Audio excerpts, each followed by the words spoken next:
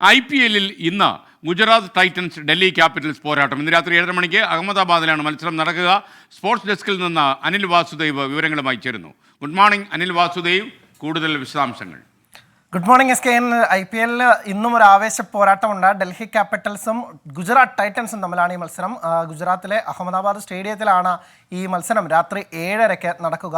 നിലവിൽ 3 ജയവും 3 തോൽവിയുമായി 6 പോയിന്റോടെ പോയിന്റ് പട്ടികയിൽ 6-ാം സ്ഥാനത്താണ് നിലവിൽ ഗുജറാത്ത് ടൈറ്റൻസ്. അവർ ആദ്യ സീസണിൽ തന്നെ കപ്പ് നേടിയ ടീമും കഴിഞ്ഞ സീസണിൽ ഫൈനലിലെത്തിയ ടീമാണ്. പക്ഷേ ഇത്തവണ അത്തരത്തിൽ ഒരു പെർഫോമൻസ് ടീമിൻ്റെ ഭാഗത്തു നിന്ന് ഉണ്ടാവുന്നില്ല. വലിയ രീതിയിൽ പ്രതിസന്ധി നേരിടുന്നു. അവരുടെ മുൻ ക്യാപ്റ്റനായിരുന്ന ഹർദിക് പാണ്ഡ്യ ടീമിൽ നിന്ന് പോയതോടുകൂടി ശുഭ്മാൻ ഗില്ലിന് കീഴിൽ കളിക്കുന്ന ടീമിന് ഇപ്പോഴും അവരുടെ മുൻകാലങ്ങളിൽ കാണിച്ചു വെച്ച ആ പെർഫോമൻസിൻ്റെ അടുത്തേക്ക് എത്താൻ പോലും ആയിട്ടില്ല.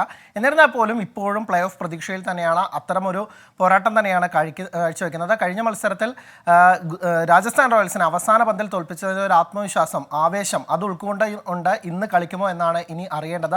മറുഭാഗത്തെ ഡൽഹി ക്യാപിറ്റൽസ് അവരുടെ 2ാം ജയം മാത്രമാണ് സ്വന്തമാക്കിയിട്ടുള്ളത്. 6 മത്സരങ്ങളിൽ 4 മത്സരം തോൽക്കുകയും 2 ജയം മാത്രമാണ് അവർക്കുള്ളത്. അവർക്ക് പ്ലേ ഓഫ് പ്രതീക്ഷ നിലനിർത്തണമെങ്കിൽ ഇനിയുള്ള മത്സരങ്ങളിലൊക്കെ തന്നെ വമ്പൻ പോരാട്ടം കാഴ്ചവെക്കണം. ജയം അനിവാര്യമാണ്.